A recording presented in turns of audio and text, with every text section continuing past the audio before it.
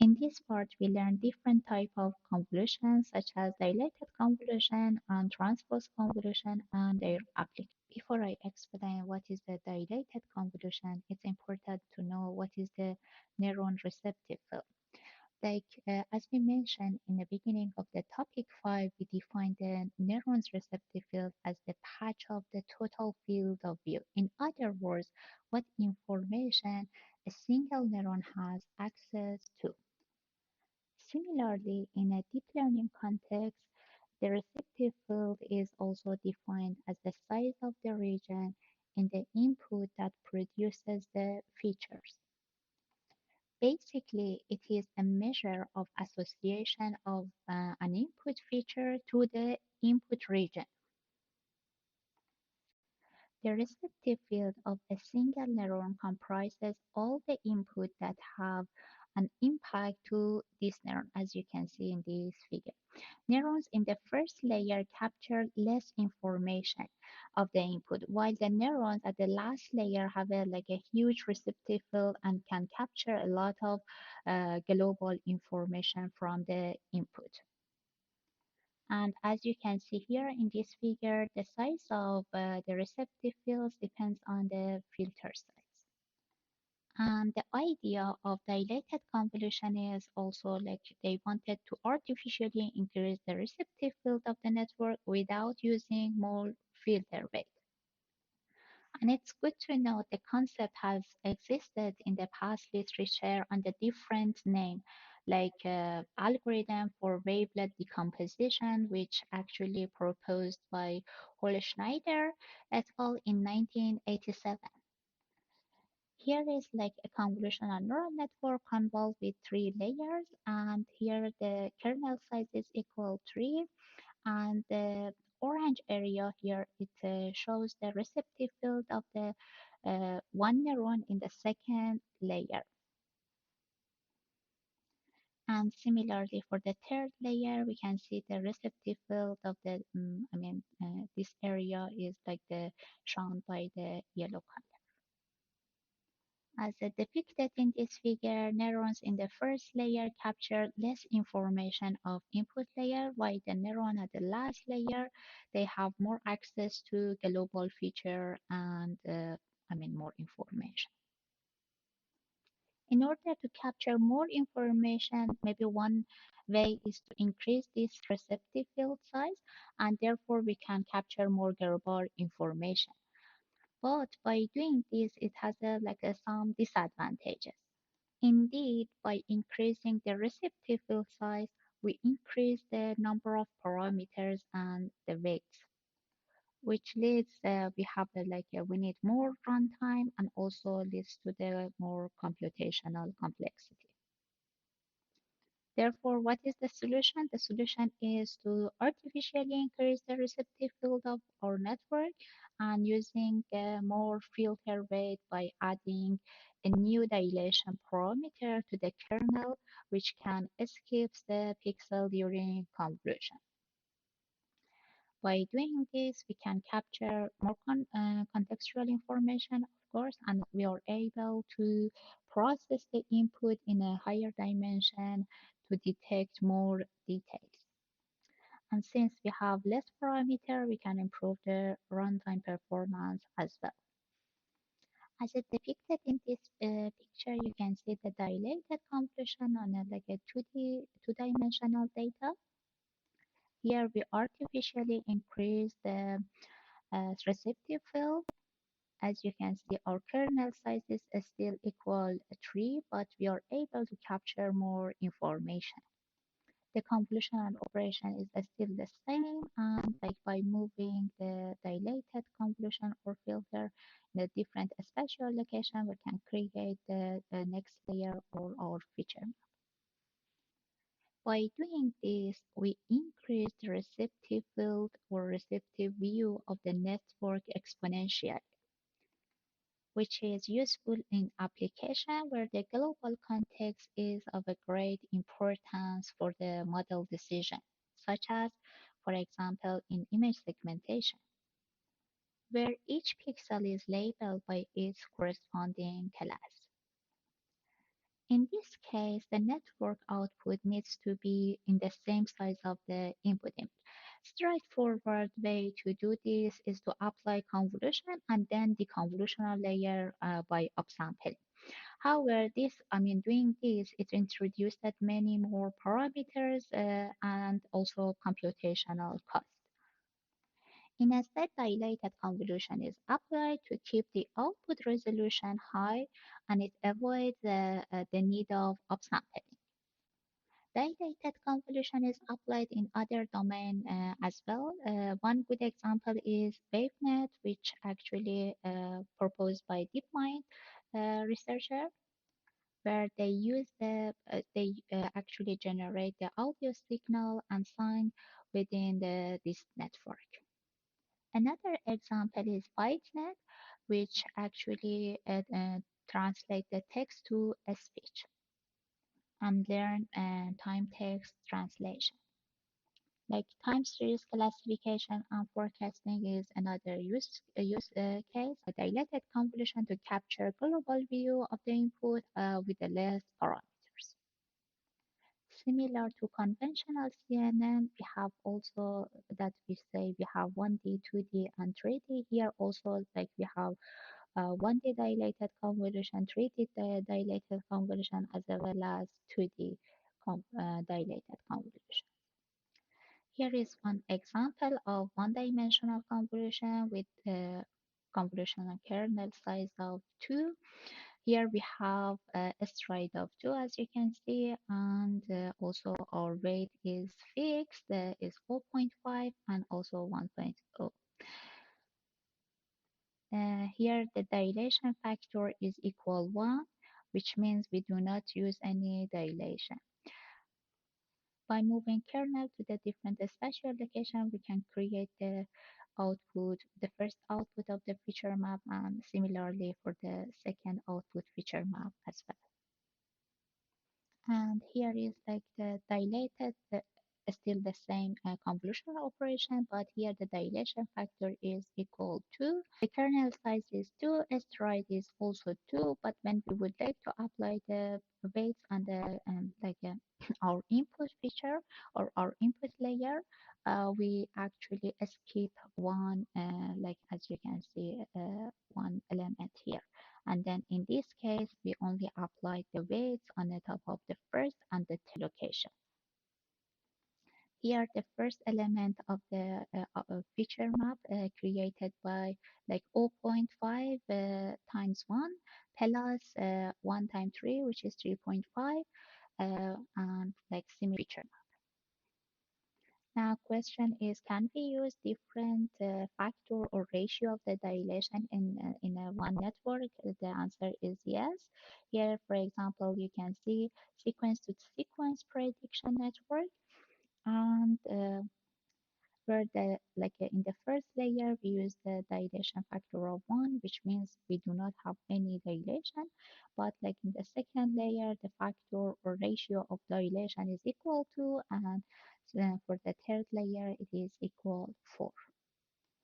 As you can see here in this example, the structure of this convolution helps in maintaining the order of the data, where here we use for the time series, we have the series of we have the input sequence of x0 until xt, and we generated here the output sequence of the y hat 0 until y hat t.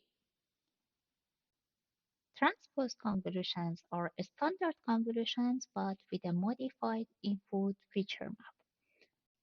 A conventional CNN layer usually does a downsampling where, for example, the spatial dimensions of the output are less than the input.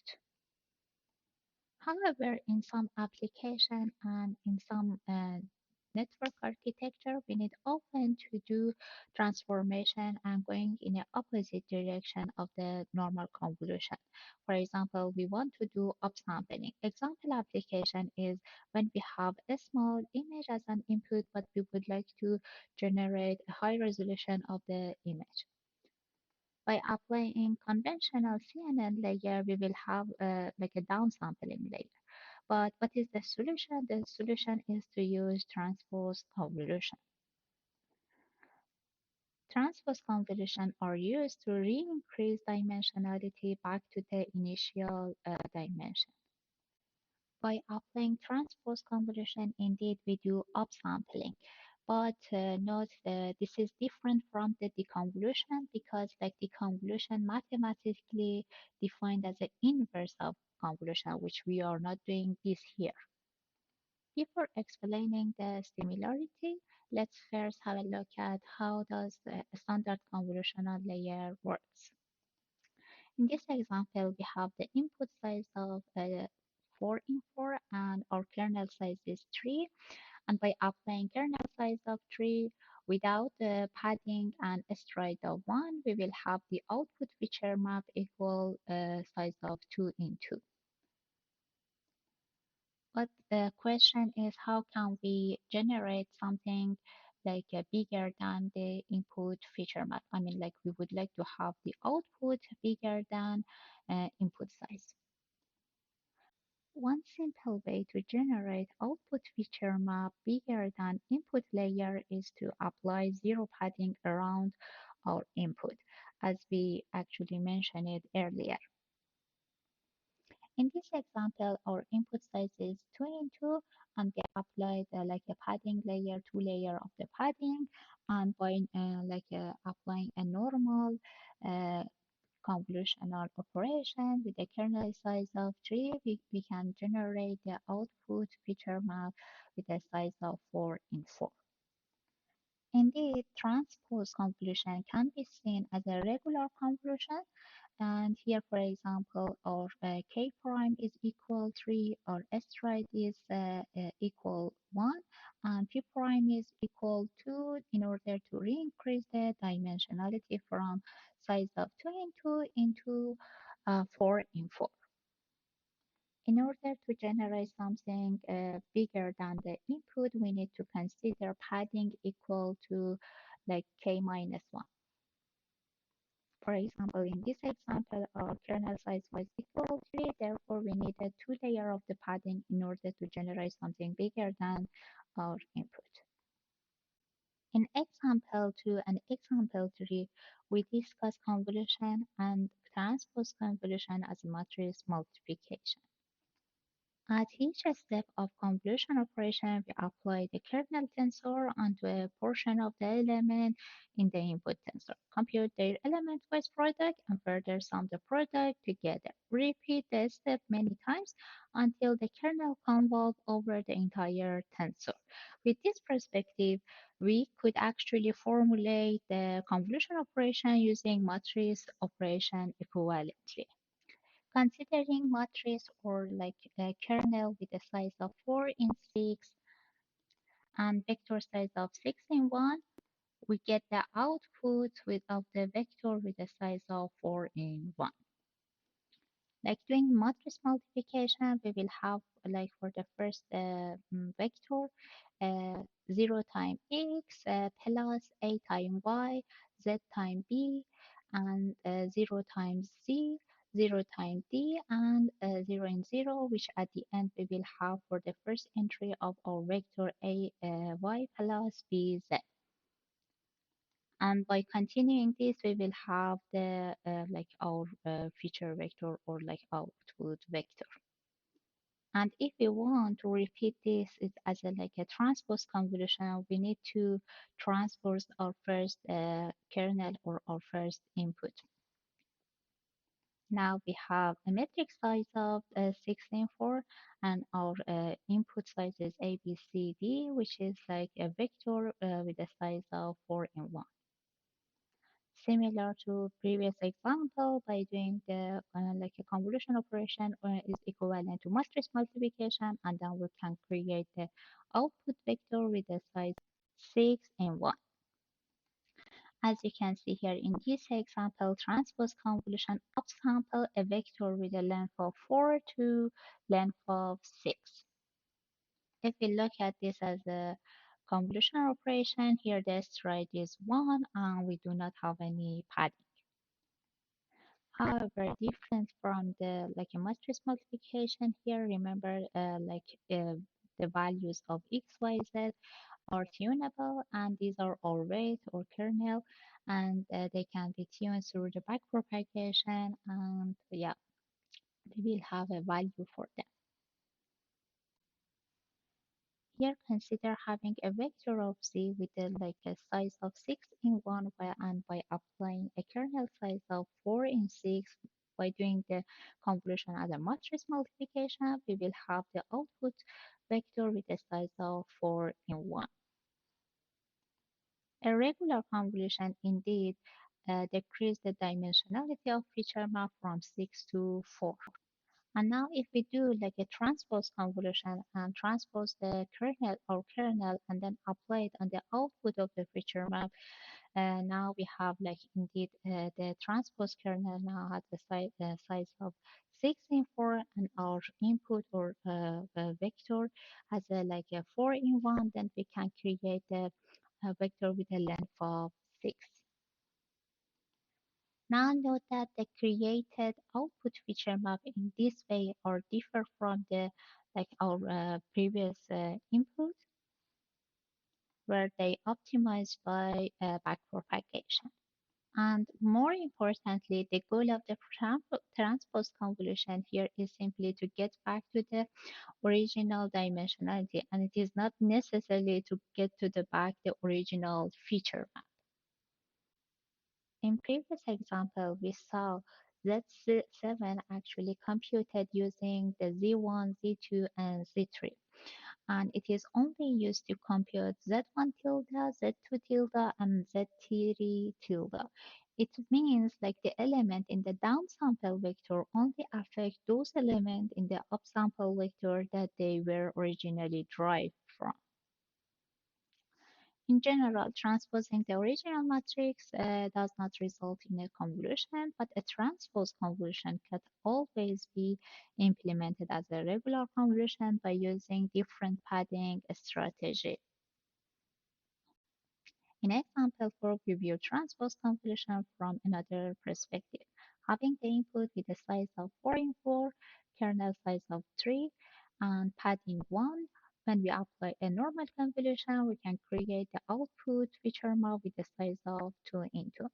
And by moving our kernel to the next spatial location and having a stride 2, we can create the second element of the output feature map. Here, stride gives us the ratio between the movement in output and input. And this is what we do in convolutional neural network. Now in transpose convolution, having the input with the size of 2 in 2 and kernel size of 3, stride of 2, padding of 1, similar situation that we discussed in previous example. By moving the kernel to the different spatial location, indeed we take this scalar value and then multiply it in the different location of our kernel, and then we can create the output for the feature map. Like having a kernel size of 3, it means it has a 9 different values, and these are like a trainable and learnable parameter. Moving kernel to the next spatial location, again we do similar. We take this value from the light blue and also multiply it with the different values of the kernel, and then we can create the next entry of our feature map. However, here, as we can see here, we have some output overlap. When this happened, we actually use the sum, in which we call this problem as an artifact. Here is one example. This artifact produced by transposed convolution. If we zoom in, you can see how we can see the image. And the transposed convolution lead to the checkerboard style artifact in resulting images. As we saw in previous example, transposed convolution gives an overlap in some feature maps value. This leads to higher magnitude for some feature map element than the other, and also resulting in the checkerboard pattern. One solution to prevent this is like to choose the kernel size as a divisible by the stride. As you can see here in the first, like having the one-dimensional convolution, and considering the kernel size of 3 instead of 2, we will see still the checkerboard pattern. However, if we choose the larger kernel size and having a still similar size of the stride, but like now the kernel size is divisible by the stride, we do not see anymore this checkerboard pattern. Another solution is to increase the dimensionality.